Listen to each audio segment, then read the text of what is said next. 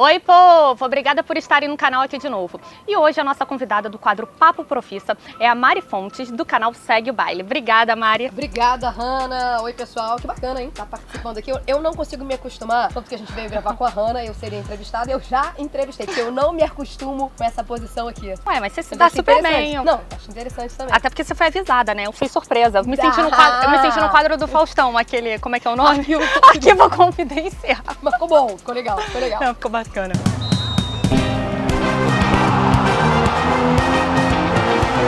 Falando de Copa América, até agora, né, desde o fim do Mundial da Rússia, foram 10 amistosos. O Brasil só enfrentou adversários fracos, com exceção do Uruguai. Não começou bem na Copa América contra adversários como Bolívia e Venezuela, que foram, inclusive, as penúltimas e últimos da classificatória de 2018.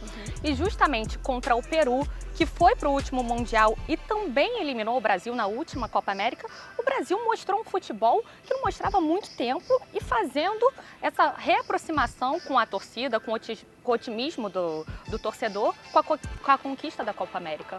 Onde é que você acha que nesse jogo o Brasil voltou até aquela pegada? Alguma modificação do Tite? Então, eu achei até curioso isso, né? Porque a gente pegou a Venezuela e aí 0-0. Pô, não pode empatar com a Venezuela, que a Venezuela tá muito abaixo, não sei o quê. Beleza, veio o Peru, veio a goleada na Arena Corinthians. Ah, mas também é o Peru. Gente, como é que é então? É pra fazer o quê? Porque contra o Peru é muito fácil, não pode golear. Contra a Venezuela é muito fácil, não pode empatar. Eu acho que, assim, houve um distanciamento, sim, do torcedor da seleção. Não sei agora se somado a tudo isso o episódio do Neymar e a consequente corte dele por causa da lesão, né? Acho que falta um nome de identificação com o público, com o grande público, né? Hoje a gente tem muito mais acesso ao futebol europeu, então essa história de traz todo mundo de fora, ninguém conhece. Não é verdade. Todo mundo tá mais que familiarizado com os jogadores que jogam na Europa, mas eu acho que falta aquele nome pra empurrar, entendeu? E além disso, tem o nosso momento político. Acho que as pessoas estão meio descrentes de forma geral, de tudo que envolve o Brasil, estão meio, não descrentes, mas pessimistas, a gente vê um desânimo, né? Então isso acaba, eu acho, que refletindo na seleção, as pessoas estão desanimadas também, com tudo que envolve qualquer identificação com o Brasil, né? Por mais que aconteça isso, à medida que as fases vão passando, as pessoas vão tomando aquele gostinho, né? Pô, chegamos aqui, e agora, né? Então, vamos ver, chegamos às quartas, né? Então, vamos ver o que acontece. A gente já vê um aumento de público considerável, né? Eu acredito que a seleção vai chegar mais forte para essas fases agora. Acho que a goleada fez muito bem. Mas eu senti também que essa goleada teve uma ousadia do Tite também, né? Que nessa parte ele não mostrou isso em outros jogos. Por exemplo, o Casemiro ele ficou mais aproximado, mais para trás na linha da zaga. O Coutinho e o Arthur jogando muito juntos, parecendo que aproximaram. Isso eu acho que o Tite não tinha inovado, assim, até porque no outro jogo o Coutinho estava mais com o Firmino, então o Tite estava muito, assim, muito tático. E agora ele fez uma linha também. Eu acho que pode ter sido também. Lógico que tem a participação dele, a gente vê um time mais animado, mais ofensivo, mais ousado, né? Que é isso que o futebol brasileiro... A galera gosta, né? O futebol é ousadia e alegria, né? Do futebol brasileiro. E aí, falando de Neymar. Neymar saiu, tivemos a expectativa. Quem será convocado? Eram 3 que saíam na frente da disputa. William, Vinícius Júnior e Lucas Moura. William venceu a competição, mas se a gente olhar dados em participações diretas de gol, quem ganhava essa era o Vinícius Júnior. Foi alguma surpresa para você a convocação do William? Qual que você acha que foi a linha de pensamento do Tite para essa convocação do William e não a do Vinícius Júnior? Então, eu apostei no Vinícius Júnior, porque justamente por eu ver uma necessidade de jogar pra galera, de aproximar com o público, eu falei, ele vai no Vinícius Júnior, porque ele joga pra torcida do Flamengo e tal, mas é o Tite, né? Vamos combinar que o Tite não se importa muito com essa história de jogar pra galera, né? Ele vai nas convicções dele e se agradar ótimo, senão... eu achei que viria o Vinícius Júnior por isso. Mas, conversando com amigos, até correspondentes também fora de Londres, eu ouvi uma coisa muito interessante. Então, cara, o que o Vinícius Júnior ganhou pra estar na seleção brasileira? Assim, do jeito que todo mundo pede. E realmente, se você parar pra pensar, é um menino muito novo. Tanto é que o Paquetá, que é da mesma geração, né? Mesmo grupo do Flamengo. Mesma geração. E o Tite já deixou claro que, ou melhor, nas entrelinhas, você veio pra não jogar. Você veio para ganhar experiência em clima de seleção, em rotina de preparação, mas não veio pra jogar. Essa história da gente pedir muito o Vinícius Júnior, eu acho que é mais o coração falando, entendeu? Que a gente quer ver mais gente torcendo pela seleção brasileira, a gente quer ver um cara que tem essa identificação forte com o time brasileiro e é o Flamengo, né? Traz aquela massa toda. Então, eu acho que é mais o coração falando. Depois veio o Lucas Moura, fez aquilo tudo com o Tottenham, mas o quê? Foi isso, né? Teve uma temporada irregular, e, né? Assim, foi fez bom. aquilo tudo, na verdade foi um jogo, né? Que foi aquela virada e ele acabou com o jogo, ok, foi muito bem, mas assim, acho que é um cara que não... Baita jogador, sou fã do Lucas Moura, inclusive, mas também não tinha currículo pra se bancar. O William já trabalhou com o Tite, já na seleção, inclusive. Então, o Tite depende pela confiança, pela experiência, né? Não sei, mas acho que pesou isso. O William teve quase 5 anos de convocações seguidas, né? Desde a era Dunga, passou pelo Tite, deixou de ser convocado no amistoso de novembro do ano passado e agora voltou. Exatamente. Então, assim, mas pensando em renovação para 2022, o Tite não seguiu essa linha, né? Ele seguiu uma linha, vamos ganhar com a Copa América. E eu acho que a Copa América tem que ser o passo 1 da Copa do Mundo. Na Copa América você começa a criar a sua estrutura para a Copa do Mundo, porque daqui 4 anos a média de idade da nossa seleção hoje já é alta. Daqui 4 anos é 4 anos mais alta. Depende, né? A nossa média de idade na seleção é alta no setor defensivo. No ofensivo tá cada vez mais jovem. Então o William meio que destoou dessa galera que tá ali.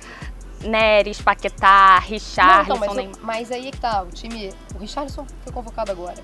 O Paquetá tá indo pra não jogar, assim, a seleção na prática. Ele não teria como convocar o Vinícius, que seria mais um pra não jogar, ele precisa... Eu nem sei se esse foi o principal ponto, mas eu acho que essa galera tem tudo pra estar na Copa do Mundo.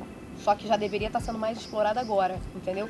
Ok, legal o cara conhecer o ambiente de seleção, o clima, entender como é a preparação, bacana. Mas esse cara precisa ser testado. A gente precisa entender como esse cara se comporta. Tem muito jogador que arrebenta no clube, na hora da seleção, entendeu? Então, esse cara precisa ser visto jogando, para daqui 4 anos a gente ter confiança nele e falar, não, ele já se mostrou seguro em uma edição de Copa América, que a gente precisa lembrar que não é Copa do Mundo, né? Não quer dizer muita coisa, mas eu acho que eles deveriam ser mais testados. Justamente nisso, o Everton é um dos que mostrou segurança, inclusive recebendo elogios do William nesse último jogo contra o Peru, do Felipe Luiz, que falaram que ele, inclusive, é um jogador pronto para jogar na Europa. E ele entra no momento, né, de achar alguém para ocupar o espaço do Neymar, porque o David Neres jogou bem ali o amistoso, mas não está fazendo uma boa Copa América a ponto de ser um substituto para o Neymar. Deixa eu fazer um parêntese. Eu acho que o Neymar é como a gente falou sobre o Cristiano Ronaldo no meu vídeo. É como o Cristiano Ronaldo. Não tem substituto à altura. Eu sei que a gente vai ter várias restrições quanto a comportamento e postura e posicionamento, ok. Mas hoje, pra mim, é o melhor jogador brasileiro disparado. Disparado. Então, isso da gente... como a gente vai substituir? Talvez tenha que fazer o que você falava pra mim no Segue o Baile. Tem que investir num grupo. Foi o que o Liverpool fez sem o Coutinho. Sim. Né? Os resultados vieram sem o Coutinho, que é um baita jogador. Mas quando o Liverpool se viu não mais refém, né, de um atleta, foi bom também. Não, e mostrou que é o grupo independente agora do Coutinho já tá no Barcelona. Foi agora nesse jogo contra o Barcelona que não tinha Salah, não tinha Firmino, e os reservas foram pra cima, viraram o jogo. Então é o grupo como todo, é mostrar que também que tem banco, né? Exato, que eu acho até mais interessante do que apostar em um jogador. Esse cara sai, se machuca, vai embora. E aí, faz o quê? É a famosa calça arriada, né? Não tem o que fazer. E pra mim, essa é a história do Neymar. Tem um lado ruim, que pra mim é insubstituível hoje. Falando do futebol dele, né? Muita gente vai me matar. Mas falando do futebol, pra mim, não tem segundo lugar. Quem é o melhor do Brasil, não sei. O Neymar em primeiro, com certeza. Então cai aqui o microfone na água, hein, minha gente? Pô, que isso? Então seu parênteses já respondeu a pergunta sobre então, tá Little Onion. Que é assim, né? Que um jornalista respondeu para um jornal inglês, perguntaram, mas o que é cebolinha? Ele falou, Little Onion. Ainda que o Neymar seja insubstituível, ele tem características muito próximas ao Neymar. Ele joga na ponta, abrindo mais pro meio, e também ele joga em profundidade, abrindo espaço para defesa. Então eles são muito... Neymar é insubstituível, tem muito prática na frente, talento, mas assim... As características E a gente falou de Paquetá agora atrás, né, que teoricamente ele foi, mas realmente está sendo banco. Dos 20 de linha convocados pelo Tite, ele foi o único do setor ofensivo que ainda não jogou 1 minuto. Isso a gente tem na defesa também, com Éder Militão, Miranda, mas a gente tem uma defesa muito sólida, então não tem nem o que... Não tem muito rodízio, né? Não tem o que contestar.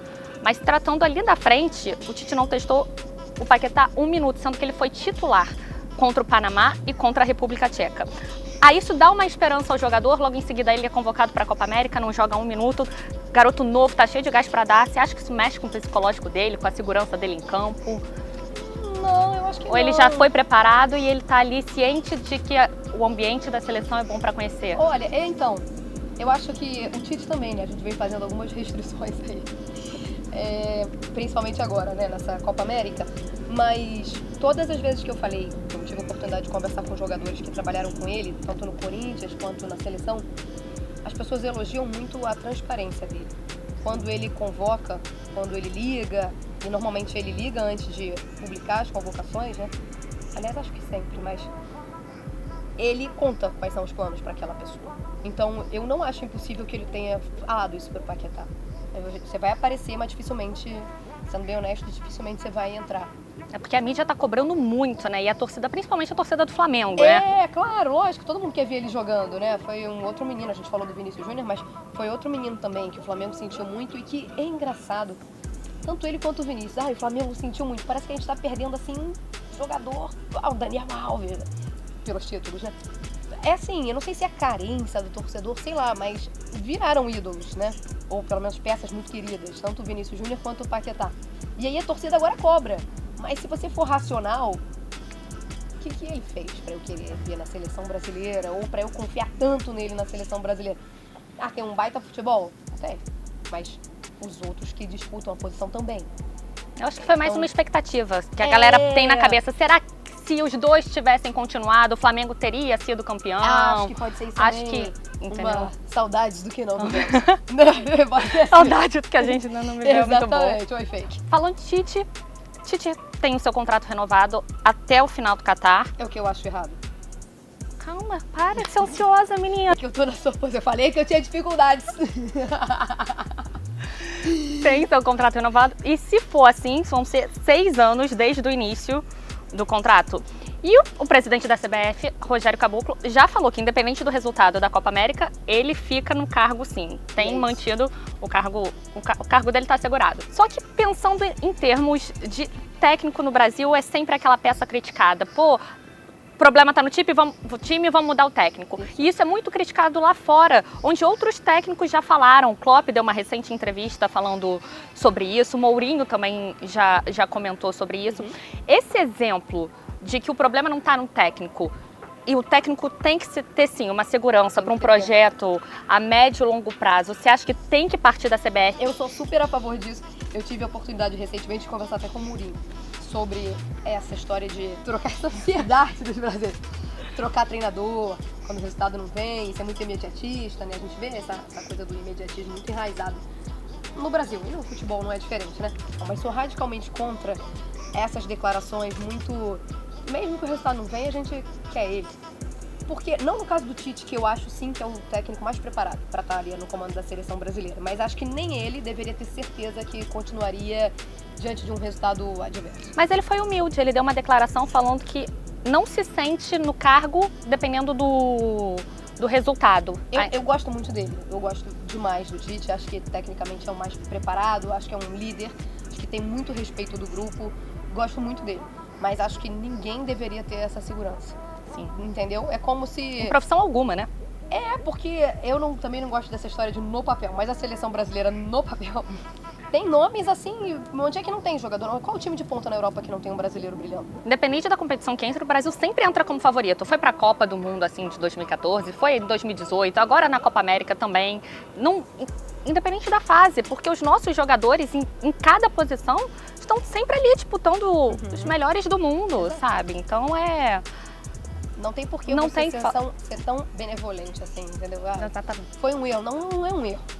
Isso precisa ser reparado, mas a gente não pode ficar chamando de errinho a vida toda, né? E agora, né, os jogadores também estão indo cada vez mais jovens. Vinícius Júnior, Rodrigo, Paulinho, sem contar uma leva de jogadores que nem ficaram tão conhecidos e já vão jogar no exterior pela expectativa de vestir a amarelinha.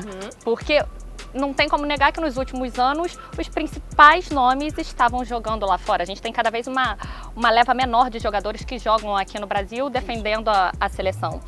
E aí, que isso é positivo para a seleção brasileira, não há dúvidas. Mas o quanto que isso prejudica o campeonato brasileiro, a Copa do Brasil, que tira essas jovens promessas que poderiam dar um jogo mais rápido, ousado. E assim, o futebol brasileiro, por mais que seja um dos mais equilibrados do mundo, são 20 times sempre competindo, acaba não evoluindo muito, né? Tem umas críticas, até o próprio Guardiola falou recentemente, quem deu a declaração, acho que foi o Rafinha, né? Falando do estilo de jogo, que o lateral direito joga para o lateral esquerdo e no europeu não, né? Existe um cruzamento muito maior que a gente não vê no nosso futebol. Mas aí eu acho que é azar do futebol brasileiro, porque a gente não tem dinheiro para segurar, entendeu? Então, assim, eu acho engraçado, porque recentemente a gente tem uns amigos que jogam fora e são amigos vizinhos da nossa cidade, e a gente esteve com eles lá e eu acho muito engraçado eles contando como, hoje estão na França, os dois, eles contando como convencem os amigos. Tipo assim, esse clube não, esse você pode ir que paga em dia, gente. Todos deveriam pagar em dia. Isso não pode ser diferencial, né, de algum clube pagar em dia. E hoje é a realidade do futebol brasileiro. Mas aí acaba que no futebol brasileiro a gente tem uma faixa já ou jovens que ainda não podem jogar lá fora, que são abaixo de 18 anos, jogam no profissional, mas ainda não podem né, jogar no exterior. E a galera que vem de lá pra querer uma visibilidade maior, uma galera mais velha, então fica um jogo meio... A nata tá lá fora, né? Então... A nata tá lá fora, mas é onde estão os melhores do mundo. Então, quando as pessoas criticam, a nossa seleção é majoritariamente composta por jogadores que atuam na Europa, isso cria um distanciamento. Eu acho que, primeiro, não cria.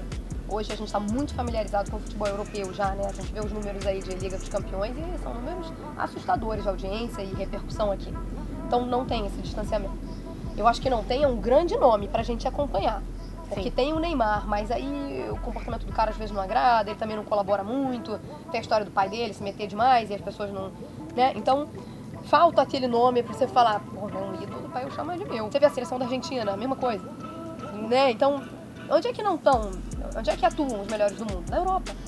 Então, azar dos países, das ligas nacionais, enfim, das administrações ruins, né? Hoje, graças a Deus, a gente vê alguns clubes revertendo isso.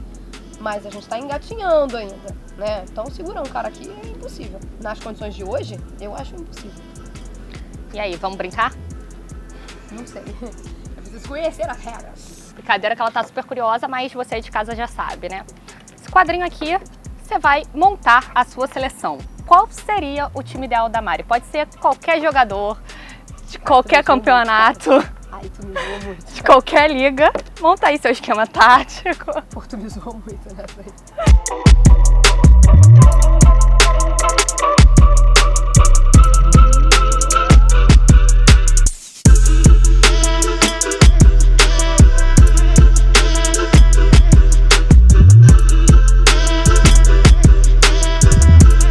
Primeiro eu tenho que falar uma coisa. Na hora de escrever Van Dijk, eu fiquei na dúvida onde é que entrava o Jota, né? Aí eu fiz o quê? Botei Van Dijk, tá, meu povo? Esse aqui é meu time. Lê aí. Espero que vocês amem. Não, tá faltando uma coisa, hein? O quê? Técnico. Ah, e o Klopp. Vou botar ele aqui. Ó, no coração. Não é o Mourinho? Deixou o Júlio César, o Mourinho de lá? Então, cara, o que acontece? No coração. No coração. O que acontece? Botei o Klopp, sabe por quê?